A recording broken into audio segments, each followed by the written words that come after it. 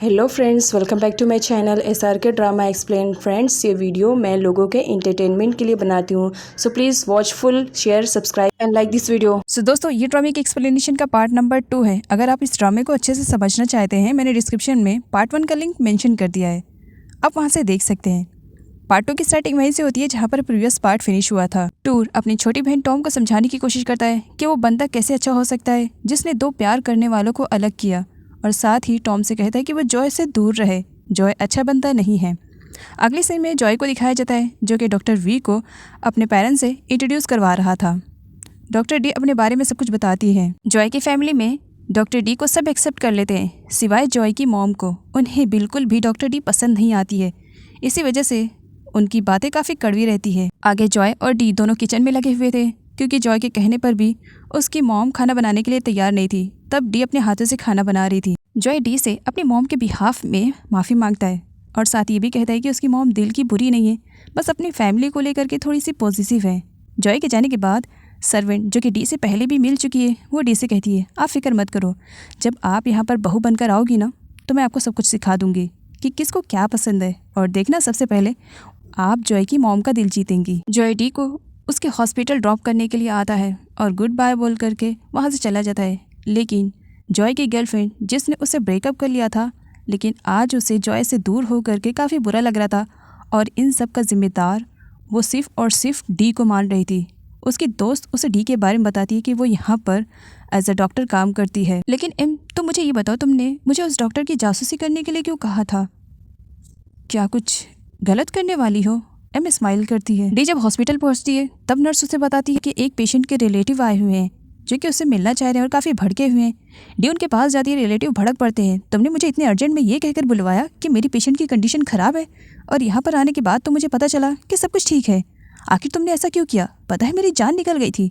और ऐसा करते वहाँ पर कई सारे पेशेंट के रिलेटिव्स आ जाते हैं और सभी का कहना था कि डी की तरफ से उन्हें मैसेज मिला है कि उनके पेशेंट की कंडीशन ख़राब है और वो जल्दी से आएँ।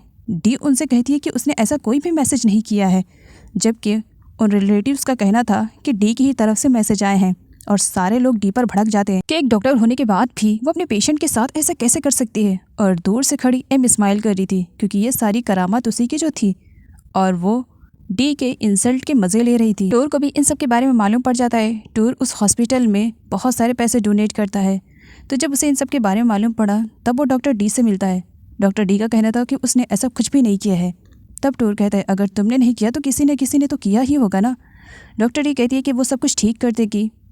टूर के पूछने पर डी कहती है, मैं रिज़ाइन दे दूँगी, जिस पर टूर मना करता है, इतनी आसानी से तुम रिज़ाइन दे दोगी और मैं तुम्हारी रिज़ाइन को एक्सेप्ट कर लूँगा?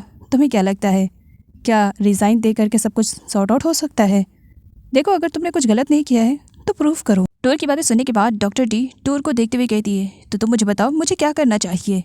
सीन यहीं से कट होता है और आगे टूर डॉक्टर डी को पुलिस स्टेशन लेकर के जाता है कंप्लेन के लिए। टूर ऑफिसर को डॉक्टर डी के साथ जो कुछ भी हुआ सारी इन्फॉर्मेशन देता है और उस पर्सन को ढूंढने के लिए कहता है जिसने डॉक्टर डी के बिहाफ में ये सब किया था, जिस पर ऑफिसर का कहना था कि वो बहुत जल्द पता लगाने की कोशिश करेंगे कि किसने ये सब किया है। आगे जब टूर बाहर आता है, डॉक्टर डी टूर को थैंक्स बोलती है, मेरे दिमाग में ये बात आई नहीं थी कि मैं पुलिस स्टेशन जाऊँ, थैंक यू सो मच। जिस पर टूर कहता है, थैंक यू सो मच, तुम बहुत बार बोल चुकी हो, इसकी ज़रूरत नहीं है। इस लाइफ में बहुत सारे प्रॉब्लम्स आते हैं, लेकिन प्रॉब्लम्स का सामना करना सीखो, इस तरह भागना नहीं। रिज़ाइन देना इस मसले का हल नहीं था। अगर तुमने कुछ गलत नहीं किया है तो डरने की कोई ज़रूरत नहीं है। जॉय के फेस पे स्माइल थी जब उसे टूर के अंकल बताते हैं कि कंपनी के काम से उसे कुछ टाइम के लिए कंट्री के बाहर जाना पड़ेगा, क्योंकि वो जॉय पे ट्रस्ट कर सकते हैं, इसी वजह से वो जॉय को भेजना चाहते हैं। जॉय खुश होता है कि वो टूर के अंकल की नज़रों में अपनी इमेज को अच्छी तरीके से बना चुका है। लेकिन जब उसे बाहर एक एम्प्लॉय के थ्रू मालूम पड़ता है कि टूर के कहने पर टूर के अंकल ने जॉय को आउटसाइड भेजने का डिसाइड किया है, तब उसे बुरा लगता है। टॉम टूर के कैबिन में थी। अब टॉम टूर से कहती है, भाई अब मैंने क्या कर दिया? आपने जैसे मुझसे कहा था करने के लिए मैंने वैसे ही किया। मैं जॉय से बात भी नहीं करती हूँ और ना ही उसके कांटेक्ट में हूँ, तो फिर आपने मुझे इस तरीके से कैबिन में क्यों बुलाया? तब टूर टॉम से कहता है, तुम्हें क्या मुझे समझाने की ज़रूरत है? नहीं ना, मैं तुम्हें लेकर के बहुत ज़्यादा पॉजिटिव हूँ। तुम गिफ्ट के तरीके मैच्योर नहीं हो, तुम बहुत सीधी सादी हो।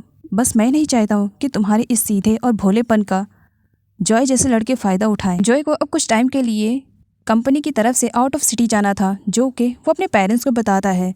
तो वहीं पर मॉम और डैड का कहना था कि वो अच्छे से काम करे, और सेम यही थिंकिंग थी डी की भी। डी जॉय से कहती है कि वो अपने काम पर फोकस करे और खूब मेहनत करे। जॉय डी के नज़रों में अच्छा बनना चाह रहा था, इसी वजह से उससे बड़ी मीठी मीठी बातें करता है, जबकि उसके दिल में टूर के लिए काफ़ी नफरत हो चुकी थी कि ये मुझे अपनी कंपनी से दूर भगाने की फिराक में है। इसके अलावा जॉय को और भी ज़्यादा बुरा लगता है जब उसे डी की कंडीशन के बारे में मालूम पड़ता है। वो समझ जाता है कि ये सब किसने किया होगा। आगे वो एम से मिलने के लिए जाता है, जहाँ पर जॉय एम से कहता है कि डॉक्टर डी को परेशान करना बंद कर दो। तो एम का कहना था, उसने मुझे तुमसे इतनी आसानी से छीन लिया और मैं उसे थोड़ा सा परेशान भी नहीं कर सकती हूँ। इतनी भी तो बुरी नहीं हूँ, थोड़ा सा तो करने दो।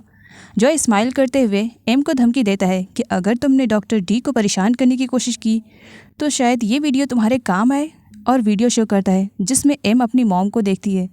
वो जॉय से रिक्वेस्ट करने लगती है कि वो डी को परेशान नहीं करेगी, लेकिन इसके बदले में वो उसकी मॉम को हर्ट ना करे।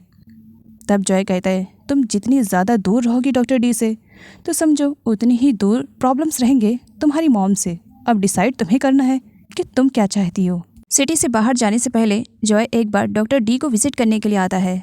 डॉक्टर डी बताती है कि वो सिम कार्ड उसके बारे में मालूम पड़ गया है, लेकिन अभी उस बंदे को नहीं पकड़ा गया है जिसने उस सिम कार्ड को यूज़ किया था।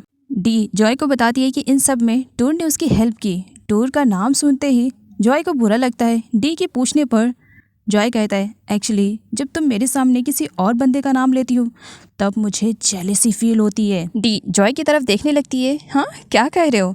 तब जॉय स्माइल करते हुए कहता है, एक्चुअली मुझे जब जेलसी होती ना तो मेरा सर पकड़ लेता है। देखो कितना ज़्यादा गर्म लग रहा है मुझे फीवर होने वाला है। जिस पर डी स्माइल करते हुए कहती है, तुम बहुत ही ज़्यादा फ़नी हो जॉय। जॉय वहाँ से चला जाता है, लेकिन जाने से पहले वो डी को फ्लाइंग किस देता है। गिफ्ट के पास एक पार्सल आता है। गिफ्ट बताती है कि मैंने तो कुछ ऑर्डर नहीं किया है। बाद में जब वो पार्सल ओपन करती है तब उसे मालूम पड़ता है कि ये गिफ्ट किसी और ने नहीं बल्कि जॉय ने भेजा है। वो जब उस बॉक्स को ओपन करती है तब उसमें केक था, जो कि गिफ्ट खाना चाहती थी, लेकिन ये केक बहुत ज़्यादा दूर मिलता था। लेकिन जॉय ने कुछ सेम मिलता जुलता केक गिफ्ट को ऑफ़र किया था। टूर के कहने पर टॉम कंपनी में सिर्फ काम पर फोकस कर रही थी, और जॉय टॉम से बात करने के लिए आता है कि वो कुछ टाइम के लिए कंपनी से दूर जा रहा है। टॉम अपना रास्ता बदलती है तो जॉय उसे रोकता है और उसके बालों में कुछ फंसा हुआ था वो निकालता है।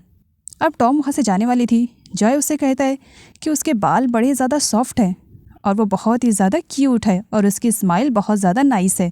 जॉय के मुंह से टॉम अपनी तारीफ़ें सुनती है, उसे अच्छा लगता है। वो वहाँ से चली जाती है स्माइल करते हुए। टूर डाइनिंग टेबल पर बैठकर खाना खा रहा था, तभी मॉम आती हैं।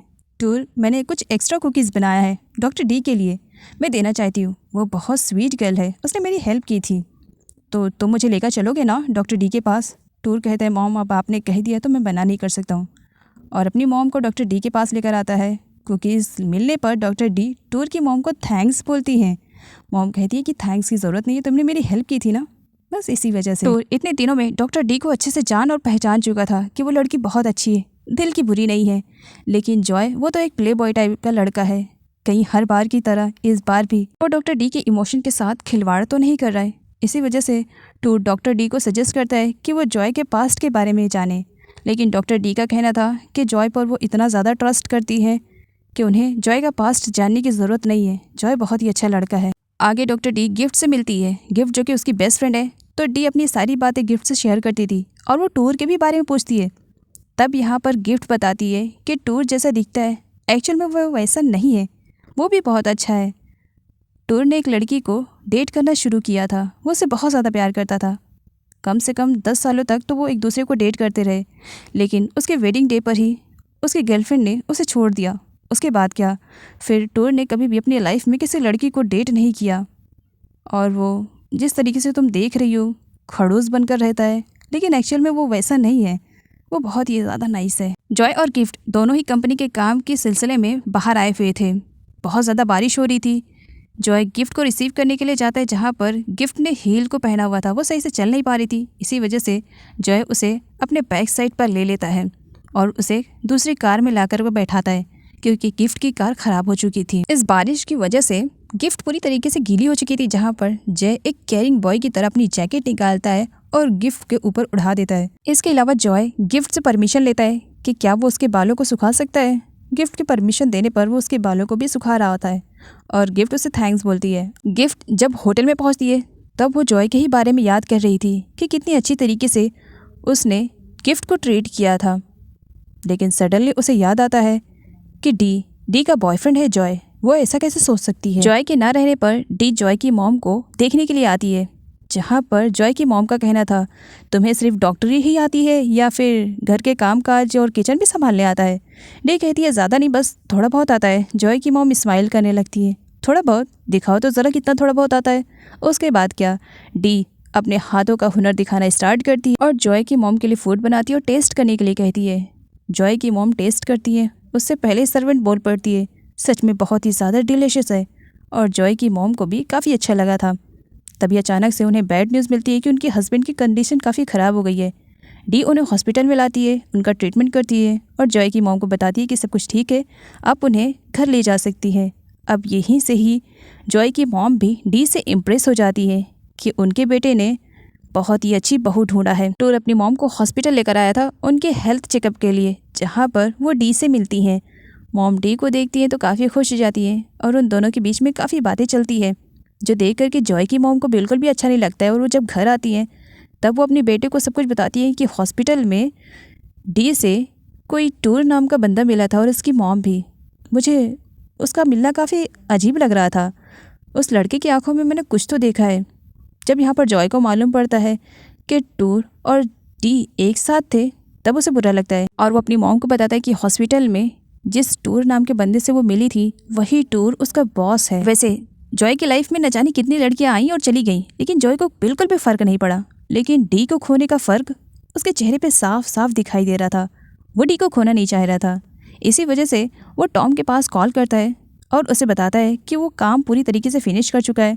अब उसके पास कोई काम नहीं था तो उसे टॉम की याद आ रही थी। टॉम को काफ़ी अच्छा लगता है कि जॉय की यादों में टॉम है, लेकिन तभी उसे टूर की बातें याद आती है और वो कॉल को कट कर देती है।